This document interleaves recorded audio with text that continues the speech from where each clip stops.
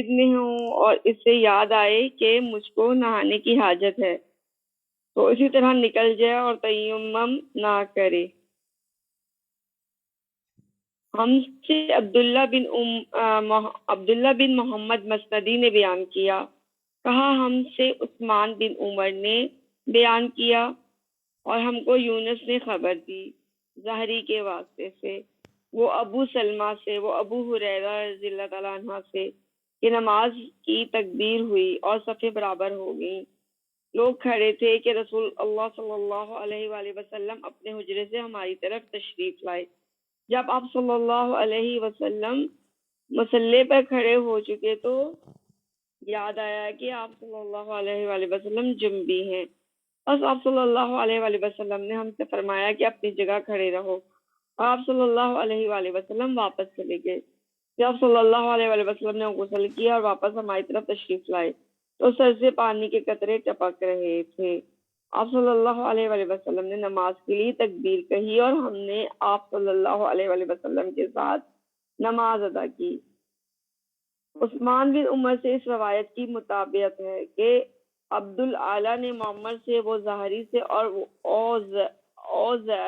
اوزائی سے بھی زہری سے اس حدیث کو روایت کیا ہے۔ مطلب یہ ایک اور حدیث ہے جس کی جو روایات ہیں جنہوں نے کی ہیں وہ تھوڑا ڈیفرنٹ نام ہے ان کے، کیونکہ کچھ صحابی ڈیفرنٹ صحابیوں سے سنتے تھے، پھر آگے تابعین ان کے مطلب جو ذریعہ ہوتا تھا نا ڈیفرنٹ ہوتا تھا حدیث سننے کا، تو جو جس طرح سنتا تھا وہ اسی روایت سے بیان کرتا تھا، جو ایک چین چلتی ہے۔ تو باقی حدیث سیم ہے، لیکن انہوں نے کہا کہ یہ جو راوی ہے نا یہ ڈیفرنٹ ہے تھوڑے سے، اور اس میں ہمیں کیا پتہ چل رہا ہے کہ اگر کوئی بھول جائے کہ اس نے غسل جنابت نہیں کیا تو اسے جب یاد آئے تو وہ فوراً کر لے۔ ٹھیک ہے، اس سے ایک بات اور پتہ چلتی ہے کہ کچھ لوگ یہ کہتے ہیں کہ غسل جنابت فوری طور پہ فرض ہو جاتا ہے، کہ جب جیسے آپ انسان وہ کرتا ہے نا تعلق قائم کرتا ہے اس کے فوراً بعد غسل جنابت لازمی ہے۔ تو اس سے یہ بھی پتہ چلتا ہے کہ فوری طور پہ ہم اسے نہ بھی کریں اور تھوڑی دیر بعد کر لیں یا ڈیلے کر لیں تو وہ بھی کوئی اس میں گناہ نہیں ہے، کیونکہ نبی پاک صلی اللہ علیہ وسلم اگر فوری طور پہ کر لیتے تو پھر انہیں وہ بھولتا تو نہیں نا۔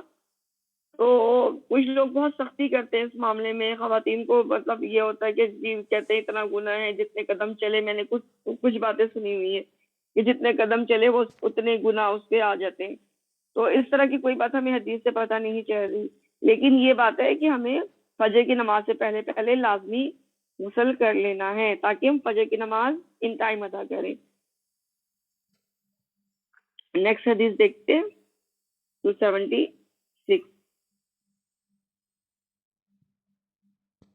اب یہ باب چینج ہو گیا ہے، باب اس بارے میں کہ غسل جنابت کے بعد ہاتھوں سے پانی جھاڑ لینا سنت نبوی ہے۔ ہم سے عبدان نے بیان کیا، کہا ہم سے ابو حمزہ محمد بن میمون نے کہا میں نے اعمش سے سنا، مطلب محمد بن میمون نے کہا کہ میں نے اعمش سے سنا، اور محمد بن میمون نے کس سے سنا تھا؟ انہوں نے عبدان نے محمد بن میمون سے سنا تھا، اور محمد بن میمون نے اعمش سے سنا، اور اعمش نے سالم بن ابی جعد سے، اور انہوں نے قریب سے، کہ انہوں نے ابن عباس سے۔ ٹھیک، اب یہ دیکھیں چین بالکل مل رہی ہے، جا کے حضرت ابن عباس سے مل جاتی ہے، اور پھر حضرت ابن عباس نے کس سے سنا؟ حضرت میمونہ رضی اللہ تعالیٰ عنہ سے، کہ حضرت میمونہ رضی اللہ عنہ نے فرمایا کہ میں نے نبی کریم صلی اللہ علیہ وآلہ وسلم کے لیے غسل کا پانی رکھا اور ایک کر دیا۔ پہلے آپ صلی اللہ علیہ وآلہ وسلم نے اپنے دونوں ہاتھوں پر پانی ڈالا اور انہیں دھویا، پھر اپنے داہنے ہاتھ سے بائیں ہاتھ میں پانی لیا اور شرمگاہ دھوئی، پھر ہاتھ کو زمین پر مارا اور دھویا۔ دیکھیے ہر بار یہ بات مل رہی کہ ہاتھ کو زمین پہ مار کے دھونے کی بات، تو یہ بات ہے کہ اب ہم صابن یوز کر لیتے ہیں تو پانی کے ساتھ اگر ہم کوئی ایکسٹرا سے صابن نہ ہو تو مٹی کا ڈھیلا وغیرہ باقی کے استعمال کر لینا زیادہ پسندیدہ ہے۔ پھر کلی کی اور ناک میں پانی ڈالا اور چہرے اور بازو دھوئے، پھر سر پر پانی بہایا اور سارے بدن کا غسل کیا۔ اس کے بعد آپ صلی اللہ علیہ وسلم مقام غسل سے ایک طرف ہو گیا اور پھر دونوں پاؤں دھوئے. یہ چیز بھی ریپیٹیشن میں آ رہی ہے کہ غسل کے بعد آپ نے پاؤں دھونے پہلے جگہ دبی وہ غسل جہاں پہ بیٹھے تھے تو وہاں کوئی پانی نہیں آتا جس سے آپ نے غسل کیا وہ جنابت والا پانی تھا تو ظاہر ہے وہ جگہ ناپاک ہو گئی. تو پھر آپ نے کیونکہ نبی پاک صلی اللہ علیہ وسلم تو کم پانی سے غسل کرتے تھے نا, ہماری طرح تو بے بہا پانی نہیں بہاتے تھے, ہم تو 3 دفعہ پانی ڈالتے ہیں کہ وہ جگہ خود بخود ہی دھل جاتی ہے. نبی پاک صلی اللہ علیہ وسلم نے کیا تو آگے کر کے وہ دھوئے تاکہ وہ گندے پانی میں پاؤں آپ کے نہ پڑے ہوں. ٹھیک, اس کے بعد میں نے آپ صلی اللہ علیہ وسلم کو ایک کپڑا دینا چاہا تو آپ صلی اللہ علیہ وسلم نے اسے نہیں لیا. آپ صلی اللہ علیہ وسلم نے ہاتھوں سے پانی جھاڑنے لگے. مین کہ آپ نے کپڑے سے صاف کرنے کی بجائے یہ بھی پھر ریپیٹیشن ہے کہ آپ نے ٹاول وغیرہ یوز نہیں کیا تھا اور اپنے ہاتھوں سے پانی جھاڑ لیا تھا. تو وہاں پہ ویسے گرمی بھی بہت ہوتی تھی تو یہ بات بھی ہو سکتی ہے کہ ہو سکتا ہے کہ نبی پاک صلی اللہ علیہ وسلم اس لیے گیلا رہنا پسند کرتے ہوں. اور پھر میں نے یہ بھی بات بتائی تھی کہ گناہ جھڑتے ہیں انسان کے جتنا پانی قطرے ٹپکتے ہیں وضو کے بعد. تو یہی چیز ہے جب غسل کے بعد بھی آپ کے قطرے ٹپکیں گے کیونکہ غسل میں تو وضو بھی ہوتا ہے تو وہ قطرے ٹپکنے سے گناہ بھی جھڑتے ہیں. تو نبی پاک صلی اللہ علیہ وسلم نے ہمارے لیے یہ سنت مطلب قائم کی کہ غسل کا پانی جو ہے جھاڑ دیں یا ٹپکا دیں تو زیادہ بہتر ہے. لیکن منع نہیں فرمایا. دیکھیں منع بھی فرما سکتے تھے نبی پاک صلی اللہ علیہ وسلم, یہ بھی تو کہہ سکتے تھے نا کہ کپڑے سے صاف کرنا نہیں چاہیے, لیکن انہوں نے خاموشی اختیار کی اس بات پہ. تو اس خاموشی سے ہمیں اجازت ملی ہوئی کہ ہم اس کو صاف کر سکتے. ٹھیک, تو ہم یہ نہیں کہیں گے, کسی پہ فتویٰ نہیں لگائیں گے کہ نبی پاک صلی اللہ علیہ وسلم صاف نہیں کرتے تھے تو بھئی تم نے بھی صاف نہیں کرنا, کیونکہ نبی پاک صلی اللہ علیہ وسلم نے منع نہیں فرمایا. اب نیکسٹ حدیث ہے 277. باب کیا ہے اس میں؟ اس شخص کے متعلق جس نے اپنے سر کے دانے حصے سے غسل کیا. یہ میرے خیال میں اس طرح کی یہ ہو چکی ہے کہ دانے ہاتھ سے ہم نے غسل میں کے لیے پانی ڈالنا ہے, اس کو ہم اسکپ کر دیتے ہیں, نیکسٹ پڑھتے ہیں.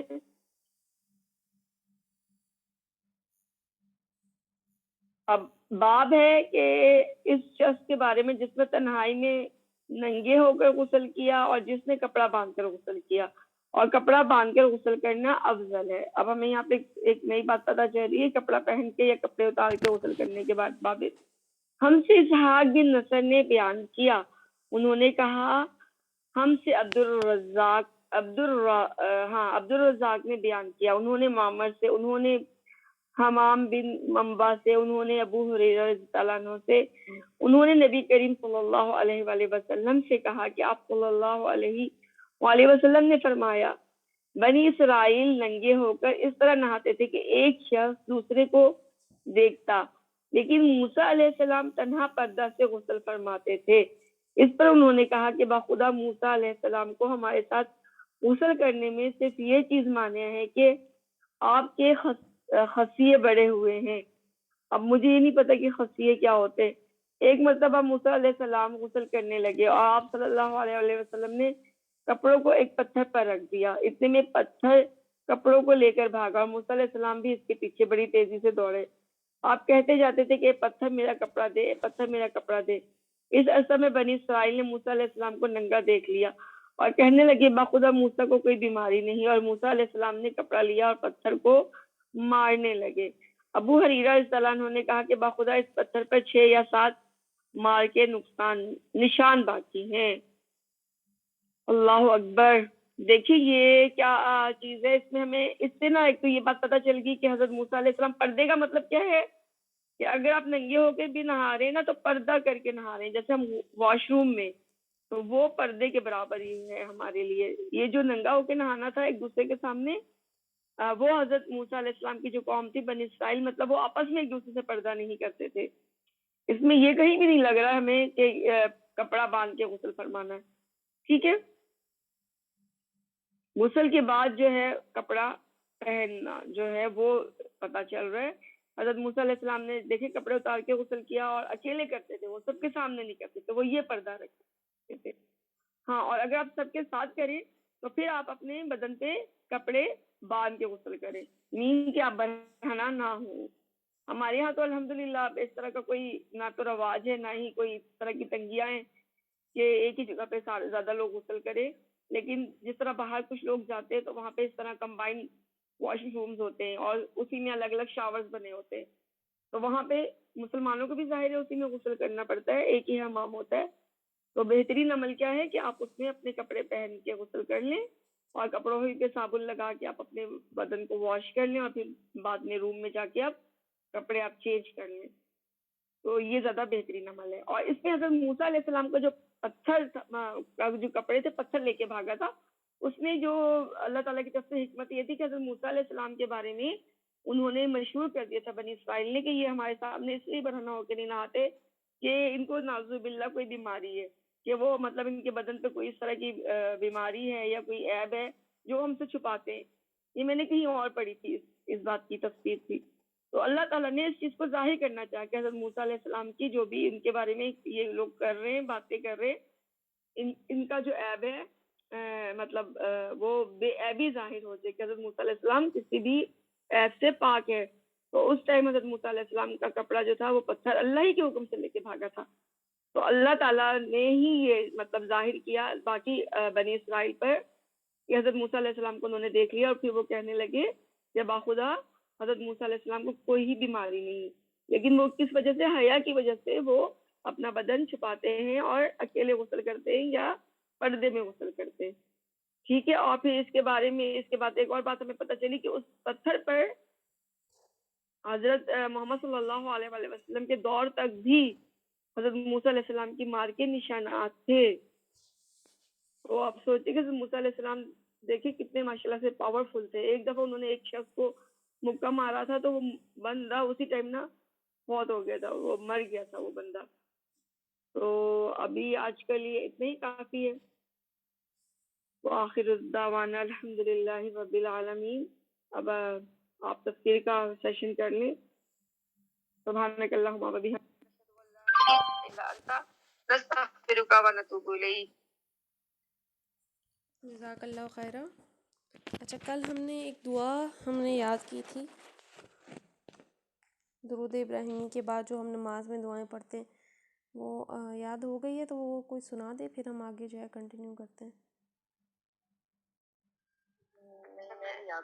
میں سنا دیتی ہوں جو مجھے پہلے یاد ہے. اس میں ترتیب میں فرق ہے کیونکہ ڈفرنٹ جگہوں پہ ڈفرنٹ ترتیب کے ساتھ آئی ہے یہ دعا. ٹھیک ہے. اللہم اعوذ بک من عذاب القبر و اعوذ بک من عذاب جہنم و اعوذ بک من فتنۃ مسیح الدجال و اعوذ بک من مأثم والمغرم. اچھا, یہ جو آپ نے سنائی ہے نا یہ اسی سے نیکسٹ دعا ہے. یہ دیکھیں یہ تقریباً یہی ہے. نیکسٹ ہے یہ. اچھا یہ بھی صحیح بخاری سے ثابت ہے. جو ہم نے پڑھی تھی وہ بھی, یہ تھوڑی آپ نے جو پڑھی ہے یہ تھوڑی میں نے کارڈ سے یاد کی تھی, الہدا کے کارڈ سے. تو وہ مجھے اس ٹائم یہ نہیں پتا تھا کہ اس میں ڈیٹیل میں یہ لکھی ہے ساری. تو چلیں پھر ہم اسی کو ہی پکا کرتے ہیں. اگر آپ کو فرسٹ کسی کو بھی یاد ہو جاتی ہے, سیکنڈ جو بھی ہمارا نے سنائی ہے یہ یاد ہو جاتی ہے, تو کل اس کو کر لیں. پھر کوشش کریں کہ نماز میں ہم پڑھیں, سلام پھیرنے سے پہلے پڑھ لیں جتنی دعائیں ہو سکتی ہیں. اس کے علاوہ ہم جو پڑھتے ہیں وہ بھی ہم پڑھیں, اس کو بھی پڑھیں. ربنا آتنا بھی پڑھ سکتے ہیں, ربنا لا تزغ وہ والی دعا بھی بنا پڑھ سکتے ہیں. تو کوشش کریں کہ ہم پڑھیں تاکہ ہماری جو ہے یہ دعا ہمیں یاد ہو جائے. اور یہ دعا تو ایون ویسے بھی آپ صبح شام کے اذکار کے ساتھ بھی پڑھ سکتے ہیں, کیونکہ اس میں عذاب یہ پڑھنی چاہیے. جی یہ میں نے ایک حدیث پڑھی تھی کہ نبی پاک صلی اللہ علیہ وسلم اس دعا کو اس طرح سکھاتے تھے کہ جیسے وہ استخارہ کی دعا, اور اس طرح پڑھتے تھے کہ وہ لوگ جو صحابہ کرام تھے جیسے فرض ہے کوئی کہ نماز میں پڑھنا, تو یہ لازمی کوشش کرے اپنے بچوں کو بھی یاد کرائے اور خود بھی آپ لوگ سارے جن کے بچے ہیں وہ بچوں کو یاد کرائے, اور مطلب گھر میں جو بھی بچے ہیں ان کو بھی یاد کرائیے اور خود بھی اہتمام کرے اس کا انشاءاللہ. تو فتنہ دجال بہت سخت ہوگا. جی بالکل. اور اللہ تعالیٰ میں ہی دعاؤں کی نسبت سے اللہ تعالیٰ میں بچا لے, کیونکہ نبی پاک صلی اللہ علیہ وسلم نے صحابہ کو کہا تھا کہ اگر دجال ظاہر ہو گیا میرے سامنے تو میں تم لوگوں کے لیے کافی ہوں گا, اور اگر میرے بعد آئے تو تم لوگ اس کا سامنا مت کرنا, تم لوگ پہاڑوں کی طرف نکل جانا, کیونکہ وہ بہت سخت فتنہ ہے. تو اب سوچیں کہ ہم لوگ تو صحابہ کے مقابلے میں کچھ بھی نہیں ہے, تو اللہ تعالیٰ ہمیں بھی محفوظ رکھے, اس لیے ہمیں دعاؤں کا اہتمام لازمی کرنا چاہیے. تو اللہ تبارک و تعالیٰ پڑھنے عمل کرنے کی توفیق دے. اس کے علاوہ بھی آمین جو ہم ایون ہم فرائیڈے کے فرائیڈے پڑھتے ہیں سورہ کہف کی ابتدائی 10 اور آخری 10 آیتیں ہیں، وہ بھی جی دجال کے وہ فتنے بھی سے اسی حفاظت فتنے سے کی ہیں۔ محفوظ رکھنے کے تو لیے اللہ تبارک و تعالیٰ جی جی فتنوں سے ہم سب کی حفاظت فرمائے، اور ہمیں جو خاص طور پہ آمین سنت دعائیں ہیں ان کو ہمیں اپنی روٹین کا حصہ بنانے کی توفیق دے۔ آمین۔ اچھا عشرہ، آج نا آپ یہ اس کے سیشن کے بعد اسپیشل دعا کر لیجیے گا جو پاکستان میں حالات چہرے سیلاب زدگان، ہوں اور ان کے لیے جو مدد کی اپیل وہ بھی کر دیں، تاکہ جو ہوں جس حد تک کر سکے نا اپنا حصہ ڈال سکے۔ ٹھیک ہے انشاءاللہ۔ آج ہم آل عمران کی آیت نمبر 44 ہم پڑھیں گے۔ ہم لاسٹ ٹائم جو ہے پڑھ رہے تھے حضرت مریم کے بارے میں کہ کیسے جو ہے ان کے معاملات ہوئے، پھر وہ اللہ کے ہاں سے ان کا رزق آتا تھا، پھر ہم پڑھ رہے تھے کہ ان کو اللہ کے ہاں سے حکم ہوا کہ وہ کھڑی رہیں، اور ان کو بتایا گیا کہ وہ اللہ کے ہاں سے چن لی گئی ہیں۔ آج ہم نے پڑھنی ہے آیت نمبر 44۔ اعوذ باللہ من الشیطان الرجیم، بسم اللہ الرحمن الرحیم، ذالک من انباء الغیب نوحیہ الیک وما کنت لدیہم اذ یلقون اقلامہم ایہم یکفل مریم وما کنت لدیہم اذ یختصمون۔ ذالک من انباء الغیب، یہ ہیں خبریں غیب کی، نوحیہ جو ہم وحی کرتے ہیں، الیکا تیری طرف، وما کنت اور تو نہ تھا، لدیہم ان کے پاس، اذ یلقون جب وہ ڈالتے تھے، اقلامہم اپنا قلم، ایہم کون یا ان، یکفل پرورش کرے، مریم وما کنت اور تو نہ تھا، لدیہم ان کے پاس، اذ یختصمون جب وہ جھگڑتے تھے۔ اے محمد صلی اللہ تعالیٰ علیہ وآلہ وسلم، یہ غیب کی خبریں ہیں جو ہم تم کو وحی کے ذریعے سے بتا رہے ہیں، ورنہ تم اس وقت وہاں موجود نہ تھے جب ہیکل کے خادم یہ فیصلہ کرنے کے لیے کہ مریم کا سرپرست کون ہو اپنے اپنے قلم پھینک رہے تھے، اور نہ تو اس وقت حاضر تھا جب کہ ان کے درمیان جھگڑا برپا تھا۔ اب دیکھیے کہ جیسے ہم نے پہلے ہی پڑھا کہ حضرت مریم کا جو ٹاپک ہے یہ انتہائی اہم ہے، کیونکہ ان کے بارے میں اور ان کے جو بیٹے اللہ تعالیٰ نے ان کو عطا فرمائے حضرت عیسیٰ علیہ السلام، ان کے بارے میں آج بھی جو کرسچین اور جو دوسرے مذاہب ہیں ان میں یہ ایک امپورٹنٹ پرسنالٹی ہیں، لیکن ان کے بارے میں جو غلط چیزیں مشہور ہیں، ان کو الہ بنا دیا گیا ہے، یا خدا کی بیوی، معاذ اللہ، استغفر اللہ۔ تو کئی ساری ایسی چیزیں ہیں، ان چیزوں کو کلیئر کرنے کے لیے قرآن میں ایک قصہ آیا ہے۔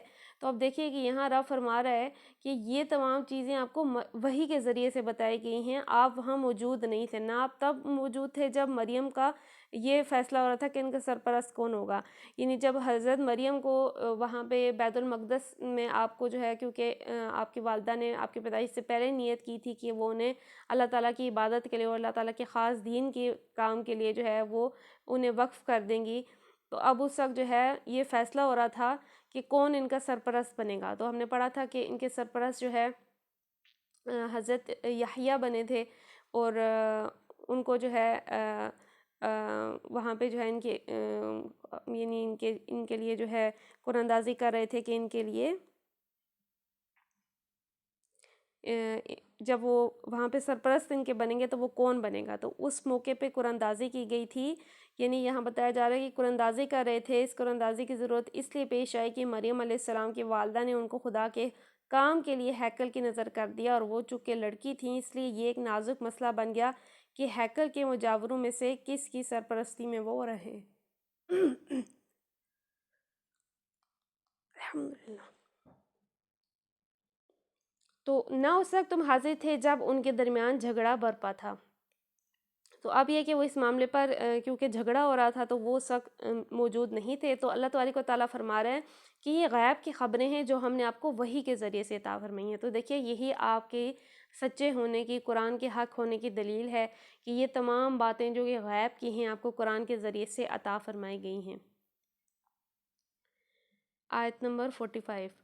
اذ قالت الملائکۃ یا مریم ان اللہ یبشرک بکلمات منہ اسمہ المسیح اسمہ المسیح عیسی بن مریم وجیہا فی الدنیا والآخرۃ ومن المقربین وَإِذْ قَالَتِ ملائکۃ اور جب کہا فرشتوں نے یا مریم اے مریم ان اللہ یبشرک بے شک اللہ تجھے بشارت دیتا ہے بکلمات منہ ایک کلمے کی اس کی طرف سے اسمہ المسیح اس کا جو اسم ہے مسیح عیسیٰ ہے عیسیٰ بن مریم عیسیٰ جو کہ ابن مریم ہے وجیہن فی الدنیا با آبرو دنیا میں والآخرہ اور آخرت میں ومن المقربین اور وہ مقربین میں سے ہے۔ اور جب فرشتوں نے کہا اے مریم اللہ تجھے اپنے ایک فرمان کی خوشخبری دیتا ہے اس کا نام مسیح عیسیٰ بن مریم ہوگا، دنیا میں آخرت میں معزز ہوگا، اللہ کے مقرب بندوں میں شمار کیا جائے گا۔ تو ہم جو لاسٹ ٹائم پڑھ رہے تھے اس میں ہم نے پڑھا کہ فرشتے جو ہے آپ کے پاس حاضر ہوئے اور آپ کو جو ہے خوشخبری دی گئی کہ اللہ نے آپ کو تمام جہان کی عورتوں پہ چن لیا ہے، اور پھر آپ کو یہ بتایا گیا کہ آپ اللہ کی فرمانبرداری کریں، اس کے آگے سجدہ کریں، رکوع کریں۔ تو ہم پڑھ رہے تھے کہ حضرت مریم نے اتنی بہت لمبی دیر کے لیے جو ہے قیام کیا، رکوع کیا، یہاں تک کہ آپ کے پاؤں مبارک جو ہے ان میں ورم آ گیا۔ پھر جو ہے ان کو آگے یہ خوشخبری دی جا رہی ہے کہ اللہ تبارک و تعالیٰ آپ کو ایک بیٹے کی، ایک فرزند کی خوشخبری دیتا ہے، جن کو دیکھیے کیا نام دیا گیا، کلمۃ اللہ۔ یہ کلمۃ اللہ جو ہے یہ آپ کا لقب ہے، روح اللہ بھی آپ کا جو ہے لقب ہے، عظیم نام ہے، کس کا؟ حضرت عیسیٰ کا، مسیح عیسیٰ بن مریم۔ تو آپ کو ان کے بارے میں کیا خوشخبری دی گئی کہ وہ اللہ کے ہاں سے با آبرو ہوں گے، یعنی کہ معزز ہوں گے، بہت زیادہ عزت پانے والے ہوں گے، دنیا میں بھی اور آخرت میں بھی وہ مقرب یعنی اللہ کے خاص بندوں میں سے شامل ہوں گے۔ تو آپ کو خوشخبری دی گئی کہ آپ کو ایک ایسی اولاد عطا ہوگی جو کہ اللہ کے ہاں جس کا مقام جو ہے بہت بلند ہے، جو اللہ کے ہاں بہت مقرب ہیں۔ وَيُكَلِّمُ النَّاسَ فِي الْمَهْدِ وَكَهْلًا وَمِنَ الصَّالِحِينَ وَيُكَلِّمُ النَّاسَ جو باتیں کرے گا لوگوں سے فی المہدی گہوارے میں، وَكَهْلًا اور پختہ عمر، وَمِنَ الصَّالِحِينَ اور وہ نیکوکاروں میں سے ہوگا، لوگوں سے گہوارے میں بھی کلام کرے گا اور بڑی عمر کو پہنچ کر بھی، اور وہ ایک مرد صالح ہوگا۔ تو ہم جب آگے پڑھیں گے تو ہمیں پتہ چلے گا کہ جب حضرت مریم آپ کو لے کر آئی تھی اور لوگ جو ہے شک کرنے لگے تھے، عجیب عجیب باتیں کرنے لگے تھے آپ کی شخصیت کے بارے میں، تو اللہ کے ہاں سے حضرت عیسیٰ جو کہ ابھی بچے تھے، اور گہوارہ یعنی جیسے کہتے ہیں نا جھولے میں جو بچہ ہوتا ہے بہت چھوٹا ہوتا ہے، تو آپ نے اسی عمر میں ہی لوگوں سے کلام کیا اور لوگوں کو بتایا تھا کہ میں اللہ کے ہاں سے نبی اور رسول ہوں، اور میں تم کو نماز اور صلاۃ، نماز کا اور زکوٰۃ کا حکم دیتا ہوں۔ تو یہ اس بارے میں خوشخبری ان کو دی گئی کہ وہ بچپن میں ہی لوگوں سے باتیں کرے گا اور پھر پختہ عمر میں بھی، اور وہ نیکوکار لوگوں میں سے ہوگا۔ تو اب آئی تھنک 40 ایک آیت ہم پڑھ سکتے ہیں، آیت نمبر 47۔ قالت رب أنى يكون لي ولد ولم يمسسني بشر قال كذلك الله يخلق ما يشاء إذ قضى أمرا فإنما يقول له كن فيكون قالت ربی انا یکون لی ولد، وہ بولی اے میرے رب کیسے ہوگا میرے ہاں بیٹا، ولم یمسسنی بشر اور مجھے تو ہاتھ نہیں لگایا کسی مرد نے، قال کذالک اللہ اس نے کہا اسی طرح کرتا ہے اللہ، یخلق ما یشاء پیدا کرتا ہے جو چاہتا ہے، اذا قضى امرا اور جب وہ ارادہ کرتا ہے کسی کام کا، فانما یقول تو وہ اتنا کہتا ہے، لہو کن فیکون کہ ہو جاتا وہ ہو جاتا ہے۔ یہ سن کر مریم بولی پروردگار میرے ہاں بچہ کہاں سے ہوگا، مجھے تو کسی شخص نے ہاتھ تک نہیں لگایا۔ جواب ملا ایسا ہی ہوگا، اللہ جو چاہتا ہے پیدا کرتا ہے، وہ جب کسی کام کے کرنے کا فیصلہ کرتا ہے تو بس کہتا ہے کہ ہو جا تو وہ ہو جاتا ہے، یعنی کن فیکون، وہ کہتا ہے ہو جا تو ہو جاتا ہے۔ تو اب حضرت مریم ہمیں پتہ ہے عبادت کے لیے جو ہے ان کو نظر کر دیا گیا تھا، یہ ہیکل میں بیت المقدس میں یہ کھجرے میں جسٹ عبادت کرتی تھی، صبح و شام اللہ کے ہاں سے ان کو رزق حاصل ہوتا تھا، بلندی کی حالت میں، پاکیزگی کی حالت میں یہ ہر وقت رہتی تھیں، اور جب پھر اللہ کے ہاں سے فرشتے آنا شروع ہوئے، فرشتے ان کو خوشخبری دینا شروع ہوئے کہ آپ کا اللہ کے ہاں سے ایک اولاد ہوگی، تو یہ حیران پریشان ہوئی کہ میری اولاد کیسے ہوگی، مجھے تو آج تک کسی مرد نے ہاتھ نہیں لگایا۔ تو ان کو بتایا گیا کہ اللہ کے ہاں سے ایسا ہی ہوگا، اللہ جو چاہتا ہے پیدا کرتا ہی نہیں۔ دیکھیے کہ اللہ تبارک و تعالیٰ نے آدم علیہ السلام کو بغیر ماں باپ کے پیدا کیا، تو اللہ کے لیے تو کچھ بھی مشکل نہیں ہے کہ وہ بغیر باپ کے جو ہے کسی کو اولاد عطا فرما دے۔ ہاں، باوجود اس کے کہ کسی مرد نے تجھے ہاتھ نہیں لگایا، تیرے ہاں بچہ پیدا ہوگا، یہی فقط کذالک ایسا ہی ہوگا۔ حضرت زکریا کے جواب میں بھی کہا گیا تھا اس کا جو مفہوم وہاں ہے وہی بھی یہاں ہونا چاہیے، نیز بات کا فقرہ بلکہ پچھلا اور اگلا سارا بیان اسی معنی کی تائید کرتا ہے کہ حضرت مریم علیہ السلام کو صنفی مواصلت کے بغیر بچہ پیدا ہونے کی بشارت دی گئی، اور فی الواقع اسی صورت میں حضرت عیسیٰ علیہ السلام کی پیدائش ہوئی، ورنہ اگر یہی بات تھی کہ حضرت مریم کے ہاں اسی معروف فطری طریقے سے بچہ پیدا ہونے والا تھا جس طرح دنیا میں عورتوں کے ہاں ہوا کرتا ہے، اور اگر حضرت عیسیٰ کی پیدائش فی الواقع اسی طرح ہوئی ہوتی تو یہ سارا بیان قطعی محمل ٹھہرتا، اور چوتھے رکوع سے چھٹے رکوع تک چلا جا رہا ہے، اور وہ تمام بیانات بھی بے معنی قرار پاتے جو ولادت مسیح علیہ السلام کے باب میں قرآن کے دوسرے مقامات پر ہمیں ملتے ہیں۔ عیسائیوں نے حضرت عیسیٰ علیہ السلام کو الہ اور ابن اللہ اسی وجہ سے سمجھا تھا کہ ان کی پیدائش غیر فطری طور پر بغیر باپ کے ہوئی تھی، اور یہودیوں نے حضرت مریم علیہ السلام پر الزام بھی اسی وجہ سے لگایا تھا کہ سب کے سامنے یہ واقعہ پیش آیا تھا کہ ایک لڑکی غیر شادی شدہ تھی اور اس کے ہاں بچہ پیدا ہوا۔ تو اب دیکھیے کہ یہ ان میں فرق ہے، عیسائیوں کے جو اسکرپچر ہے اس میں جو ہے وہ لوگ آپ کو الہ استغفر اللہ مانتے ہیں، اور یہ سمجھتے ہیں کہ آپ کیونکہ بغیر باپ کے پیدا ہوئے تو آپ جو خدا کے بیٹے ہیں معاذ اللہ، اور جبکہ دوسرے ہاں جو ہے یہودی جو ہیں انہوں نے یہ عقیدہ اختیار کیا کہ آپ پہ تہمت لگائی کہ اگر یہ غیر شادی شدہ تھی تو ان کے ہاں سے اولاد کہاں سے ہوئی۔ اگر یہ سرے سے یہ واقعہ ہی نہ تھا تب ان دونوں گروہوں کی خیالات کی تردید میں بس اتنا کہہ دینا کافی تھا کہ تم غلط کہتے ہو، وہ لڑکی شادی شدہ تھی، فلاں شخص اس کا شوہر ہے، اس کے نطفے سے عیسیٰ علیہ السلام پیدا ہوئے۔ یہ مختصر سی دو ٹوک بات کہنے کی بجائے آخر اتنی لمبی تمہید اٹھانے کے پیش تر پیش باتیں کرنے اور صاف صاف مسیح بن فلاں کہنے کے بجائے مسیح بن مریم کہنے کی آخر کیا ضرورت تھی جس سے بات سلجھنے کی بجائے اور الجھ جائے؟ پس جو لوگ قرآن کو کلام اللہ مانتے ہیں اور پھر مسیح علیہ السلام کے متعلق یہ بھی ثابت کرنے کی کوشش کرتے ہیں کہ ان کی ولادت حسب معمول باپ اور ماں کے اتصال سے ہوئی ہے، وہ دراصل ثابت یہ کرتے ہیں کہ اللہ اظہار ما فی الضمیر اور بیان مدعا کی اتنی قدرت بھی نہیں رکھتا جتنی خود یہ حضرات رکھتے ہیں۔ استغفر اللہ۔ یعنی اگر واقعی ایسا ہوتا کہ کچھ لوگ کہتے ہیں کہ ان نارمل پیدا ہوئے جیسے کوئی باپ سے پیدا ہوتا ہے، تو اگر ایسا ہی ہوتا تو قرآن میں صاف صاف لکھ دیتا، کیونکہ اللہ تبارک و تعالیٰ تو دیکھیے صاف بات کرتا ہے، اللہ تعالیٰ بات کو واضح کرتا ہے، اور اس نے جو ہے یہ باتیں واضح کی ہیں، کیونکہ آگے بھی اس کا تذکرہ آئے گا، سورہ مریم میں بھی آئے گا، اس کے بعد بھی آئے گا، ہم ان کو ڈیٹیل میں پڑھیں گے یہ چیزیں کہ کیسے اللہ کے ہاں سے آپ کو بغیر باپ کی بیٹا عطا ہوا۔ تو یہ اللہ کی شان ہے، کیونکہ اللہ نے آپ کو ایک کلمہ، ایک روح عطا فرمانی تھی اور اس کو نشانی بنانا تھا لوگوں کے لیے۔ تو آج یہیں تک رکھتے ہیں، تو آئیے سب مل کے دعا کر لیتے ہیں، خاص طور پہ جو ہمارے ملک میں آج کل سیلاب کی سچویشن آئی ہوئی ہے، ایک اللہ تبارک و تعالیٰ کے ہاں سے ایک جو ہے نیچرل مصیبت ہے، تو آئیے اللہ تعالیٰ سے دعا کرتے ہیں کہ وہ ہمیں ان مصیبتوں سے محفوظ فرمائے۔ الحمدللہ رب العالمین والصلاة والسلام علی سید المرسلین، اما بعد فاعوذ باللہ من الشیطان الرجیم، بسم اللہ الرحمن الرحیم۔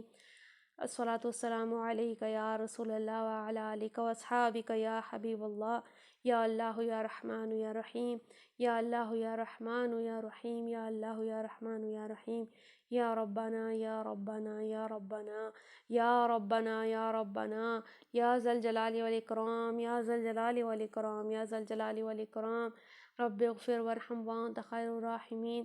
سبحان اللہ والحمد للہ ولا الہ الا اللہ واللہ اکبر ولا حول ولا قوة إلا بالله العلي العظيم لا إله إلا أنت سبحانك إني كنت من الظالمين ربنا ظلمنا أنفسنا وإن لم تغفر لنا وترحمنا لنكونن من الخاسرين ربنا لا تزغ قلوبنا بعد إذ هديتنا وهب لنا من لدنك رحمة إنك أنت الوهاب۔ اے ہمارے مالک و پروردگار، ہم تیرے گنہگار بندوں میں سے ہیں، تو پاک ہے، تو پاکیزہ ہے، تیری شان عظیمی سب سے بلند ہے۔ اے مالک و مولا، ہم نے گناہ کر کر کے زمین و آسمان بھر دیے، پر تیری رحمت سے بڑھ کے گناہ نہیں کیے۔ اے مالک و مولا، یا ارحم الراحمین، اے مالک و مولا، ہم سب کے گناہوں سے درگزر فرما، ہم سب کی بخشش فرما، ہم سب کی مغفرت فرما۔ یا ارحم الراحمین، اے مالک و مولا، ہمیں اپنے کسی عذاب، مصیبت، آفت میں مبتلا نہ فرما۔ اللہ تبارک و تعالی ہم سے کسی قسم کا امتحان نہ لے۔ مالک و مولا، ہم تیرے امتحان کے قابل نہیں ہیں۔ مالک و مولا، ہم تیرے کمزور بندے ہیں۔ یا ارحم الراحمین، ہم قدرت نہیں رکھتے یا مالک و مولا کہ کسی مصیبت کا مقابلہ کر سکیں۔ مالک و مولا، تو ہم سب کو عافیت والی زندگی، ایمان والی زندگی، صحت والی زندگی عطا فرما۔ مالک و مولا، یا ارحم الراحمین، جو خصوصیت کے ساتھ ہمارے ملک میں سیلاب کی صورت میں مصیبت ٹوٹ پڑی ہے، مالک و مولا، کئی سارے لوگوں کے گھر ٹوٹ گئے ہیں، مالک و مولا، ان کا سارا سامان زندگی برباد ہو چکا ہے۔ مالک و مولا، کئیوں کے گھر ٹوٹ گئے، کئیوں کے مال مویشی بہہ گئے، مالک مولا، کہیں کا سامان سیلاب بہا کے لے گیا، کئیوں کی اولاد کو سیلاب بہا کے لے گیا، کہیں اپنی جانوں سے ہاتھ دھو بیٹھے ہیں، کہیں بے آسرا بغیر چھتوں کے کھلے آسمان تلے بیٹھے ہیں، کئیوں کو کوئی رزق حاصل نہیں ہے، کھانے پینے کو کچھ نہیں ہے۔ یا ارحم الراحمین، تو ہمارے حالات پہ رحم فرما۔ مالک و مولا، یا ارحم الراحمین، یا ارحم الراحمین، تمام لوگوں کو ان مصیبتوں سے نجات عطا فرما۔ اے ہمارے مالک و مولا، یا ارحم الراحمین، تو ان سب کی آزمائشوں کو دور فرما۔ مالک و مولا، یقیناً یہ ہمارے لیے ایک آزمائش ہے، یا اللہ تبارک و تعالیٰ ہم سب کو اس میں ان کی مدد کرنے، ان کا ساتھ دینے کی توفیق عطا فرما۔ مالک و مولا، جو مال سے ساتھ دے سکتا ہے اس کو مال سے ساتھ دینے کی توفیق عطا فرما۔ جو جانی طور پہ جان سے ساتھ دے سکتا ہے، خود جا کے مدد کر سکتا ہے، ان کو مدد کرنے کی توفیق عطا فرما۔ یا ارحم الراحمین، یا ارحم الراحمین، ہمیں کسی بھی قسم کی مصیبت سے محفوظ فرما۔ مالک و مولا، ان لوگوں کو عافیت عطا فرما۔ مالک و مولا، یا ارحم الراحمین، مزید ہمیں سیلاب کی تباہیوں سے محفوظ فرما۔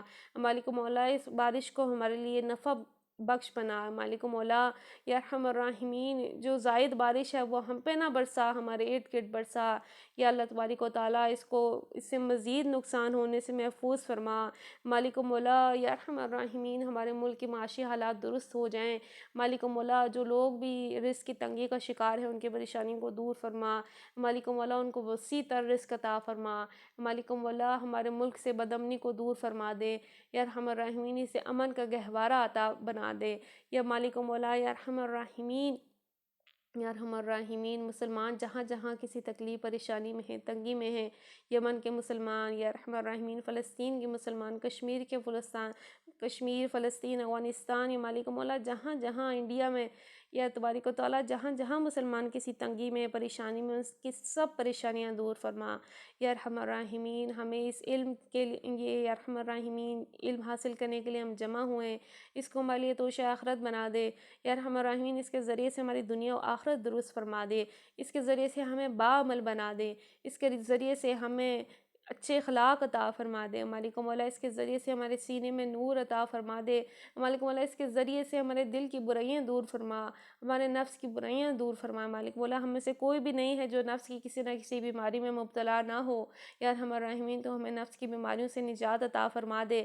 یا ارحم الراحمین، ہمارے ٹوٹے پھوٹے عملوں کو، نمازوں کو، ذکر کو، اذکار کو قبول فرما، اور خصوصیت کے ساتھ ہمیں صدقہ و خیرات کے ذریعے، اپنے مال کے ذریعے، مالک و مولا، ان سیلاب زدگان کی مدد کرنے کی توفیق عطا فرما۔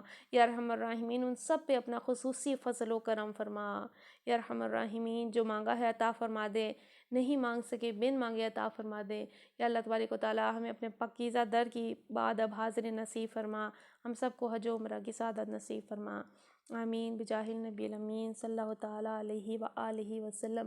ان اللہ وملائکتہ یصلون علی النبی یا ایھا الذین آمنوا صلوا علیہ وسلموا تسلیما۔ صلی اللہ علی النبی الامی وآلہ صلی اللہ علیہ وسلم۔ صلاۃ و سلام علیک یا رسول اللہ، سبحان ربک رب العزت عما یصفون وسلام علی المرسلین والحمد للہ رب العالمین بحق لا الہ الا اللہ محمد رسول اللہ۔ آئیے اختتام کی دعا پڑھ لیتے ہیں۔ سبحانک اللہم وبحمدک لا الہ الا انت استغفرک واتوب الیک استغفرک واتوب الیک استغفرک واتوب الیک۔ بسم اللہ الرحمن الرحیم وصلی اللہ علی محمد صلی اللہ تعالی علیہ وآلہ وسلم۔ السلام علیکم ورحمۃ اللہ وبرکاتہ۔ وعلیکم السلام ورحمۃ اللہ۔